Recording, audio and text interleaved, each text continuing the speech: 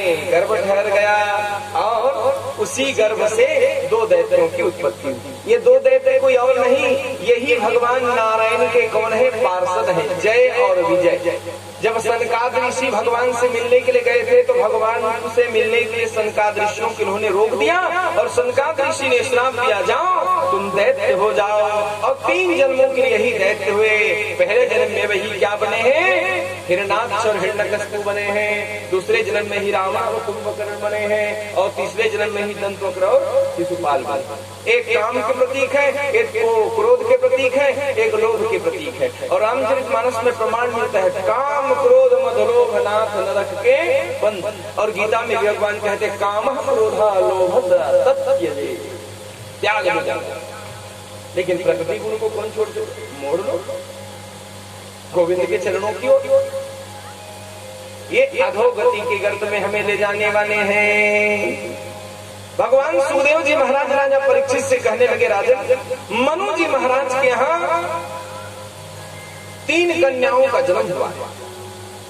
सबसे जो बड़ी कन्या उनका नाम आकुति, मंझली कन्या का नाम देवहूति और छोटी कन्या का नाम प्रसूति।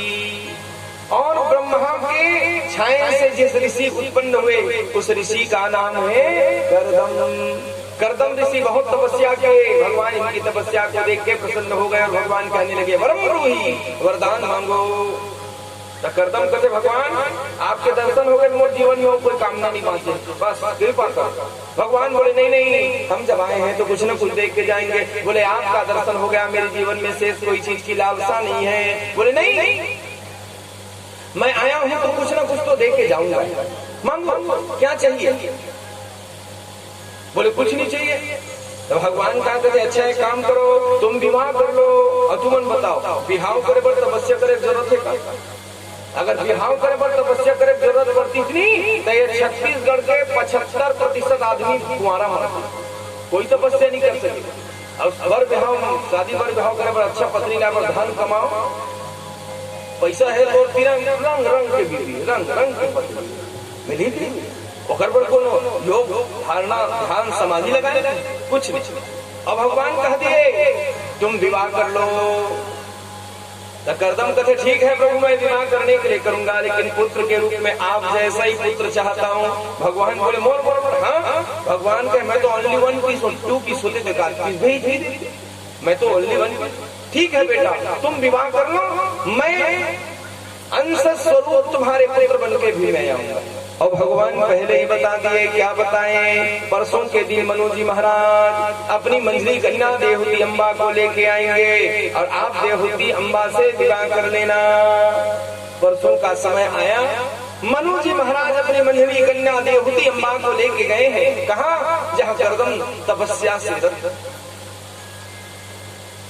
तो देवहूति अम्बा को आज पत्नी के रूप में स्वीकार करने के लिए कर्दम ऋषि ने 3 आसन लगा के बैठे।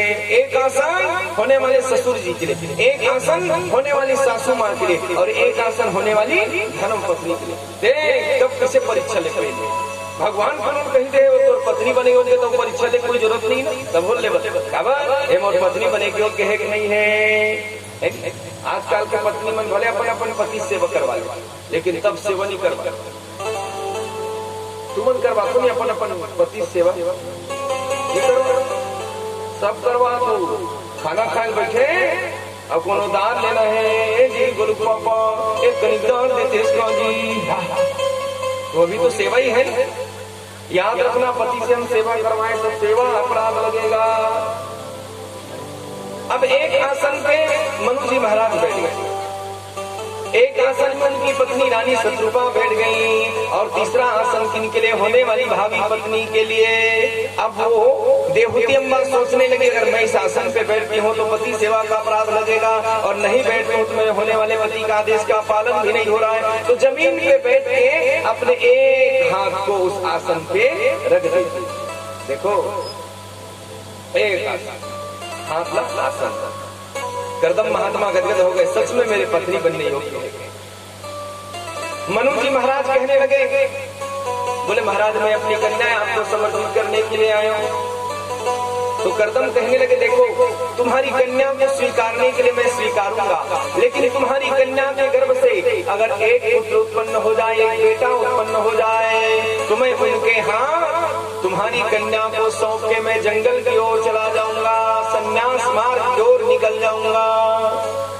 अब तुमन बताओ, आज कोनो पिताजी होती अब कोनो बर बिहाव पहली वैसने कोनो बात करती से एक बेटा होगा, मैं तुम्हारी बेटी को उनके हाथ सौंप दूंगा और मैं चला जाऊंगा। वो तुरंत उसकी बेटी तत्काल एक स्टाम्प में लिखा पड़ी तैयार होती तलाक।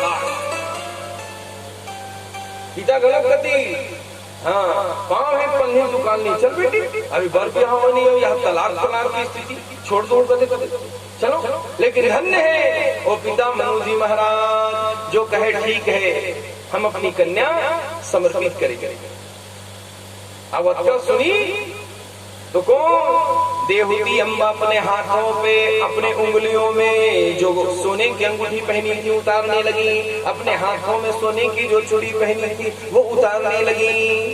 अक्कल देखी तो मनु जी महाराज कहते बेटी आज के दिन, अरे आज के दिन तो एक गरीब बाप भी अपनी बेटी को उदार हस्त धन संपत्ति दान में देते, क्योंकि कन्यादानम महादानम सर्वदानेषु दुर्लभम, कन्यादान से बड़ा दुनिया में कोई दान नहीं होता।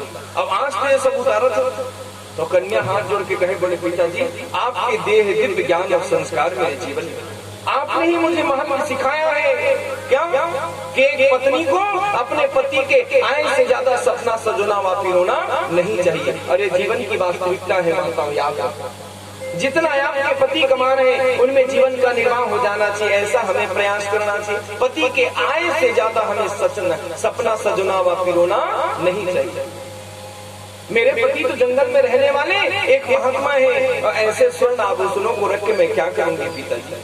मनु जी महाराज रो लगे, आपका रोल मनु जी महाराज बेटी आज मुझे महसूस हुआ है कि मैं भी तुम जैसी कन्या का पिता हूँ, ये मुझे आज गौरव महसूस हो रहा है। मनु जी महाराज कहे बेटी देवहूति याद रखना स्त्री का जीवन एक लंबी नदी की तरह है, एक किनारे का नाम है सुख और दूसरे किनारे का नाम है दुख। दुख की आंधी चले तो दुख की ओर, सुख की आंधी चले तो सुख की ओर।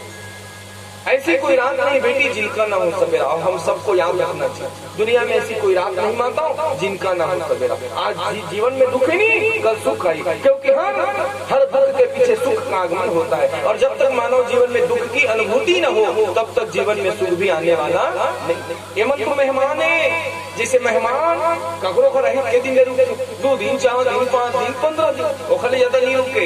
ये मन सुख और दुख नहीं, हमारे घर के मेहमान कुछ दिन सुख रहेंगे फिर वो चले जाएंगे, दुख आना होगा। कुछ दिन दुख आएगा वो भी चला जाएगा, फिर कभी सुख आएगा। ऐसी कोई रात नहीं जिनका न हो सवेरा। और थोड़े से जीवन में सुख दुख आए तो आज हमारा जीवन प्रतिकूल हो जाता है, अनुकूलता बनाने का प्रयास। अजकल सुनी देवहूति अम्बलेश्वरी अंक से भर के मनु महाराज कहने लगे बेटी जीवन में एक बात याद रखना, आज मेरा सिर जो गौरव से ऊपर है ना, कल कोई निंदित और ऐसा कर्म मत करना जिससे मेरा सूर ये सिर आज देवताओं के सामने सूरवीर योद्धा की तरह जो गौरव से ऊपर है वो कल कभी झुके ना बेटी। याद क्यों? क्योंकि आज हमारे संतान हमारे बेटा और बेटी ऐसे निंदित कर्म करते हैं जो माता और पिता का सिर सर्वदा के लिए झुक जाता है। ऐसा कोई कर्म किसी बेटी और किसी बेटे को नहीं करना चाहिए जिससे माता पिता ने हमें जो जन्म दिया उन माता पिता का सिर झुक जाए। क्यों? क्योंकि आज हमारे माता पिता अपने संतानों को पेट की रोटी ना पेट में डाल के अपने बच्चे को पढ़ाते लिखाते हैं, लायक बनाते हैं, लेकिन लायक बनने के बाद वही बच्चे अपने माँ और बाप को आज नालायक साबित करते हैं, कभी नहीं करते। मनु जी महाराज अपनी कन्या को यही ज्ञान दे रहे हैं, बेटी सुख की आंधी चले तो सुख के किनारे को, दुख की आंधी चले तो दुख की किनारे। कभी भी ससुराल से जब मैके आओगे बेटी तो एक बात याद रखना, पति के साथ कोई नोक झोंक हो तब मैके का याद, मैके की ओर स्मरण नहीं करके मैके का याद करके मैके नहीं आया, पीहर नहीं आया। जब भी आऊं तो पति के साथ आना, प्रसन्न चित्त होके आना। मनु जी महाराज अपनी कन्या को जो ज्ञान दे रहे वही ज्ञान तो विदेराज महाराज जनक ने जानकी को प्रदान किया। और आज अपने अंकों से मनु जी महाराज अपनी कन्या देवहूति अम्बा को भरने इतना रोए हैं, मनु जी महाराज इतना रोए हैं कि अपने अश्रुबिंदु के जल से आज देवहूति अम्बा के समग्र केसों को भिगो दिए। इतना रोए हैं। बेटी की विदाई के समय कौन? मनु जी महाराज। और बेटी की विदाई के समय कौन माँ बाप है? अरे पड़ोसी की भी बेटी की विदाई हो तो लोग रो पाते हैं, रोते हैं। जिन नैनों की तू है ज्योति, उन नैनों से बरसे मोती, दावा नहीं है कोई, जोर नहीं है, बेटी सदा पजागी होती, गले डाल बाहों का हार का हार पिया मिलन की आगी, पिया मिलन की आगी। चलो रे डोली उठाओ कहार पिया मिलन की आगी, पिया मिलन की आगी।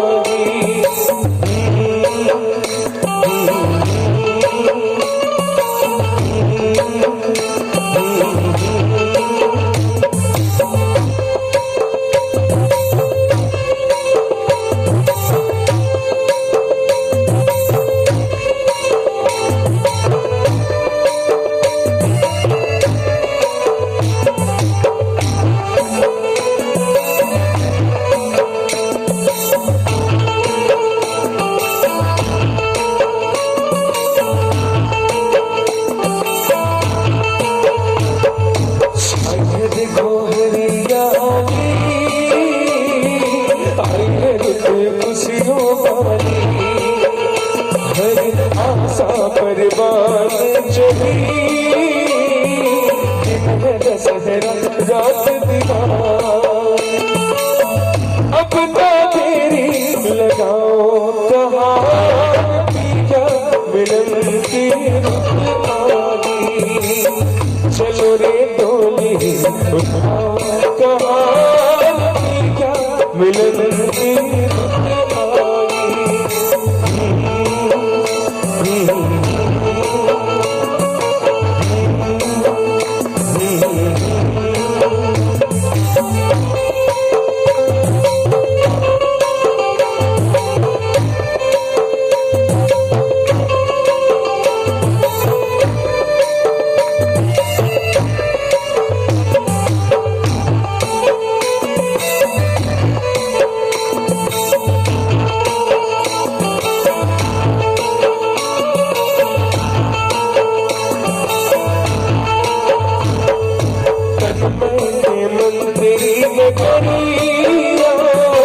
उड़ जाऊं मैं बन के बदली, चांद नगर को चली चकोरी, कैसी हो मिलन की सवारी। गल डाल बाहों का हार का हार पिया मिलन की आगी।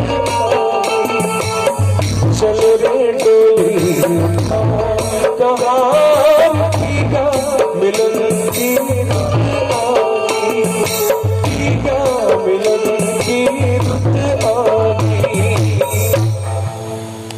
आज मनु जी महाराज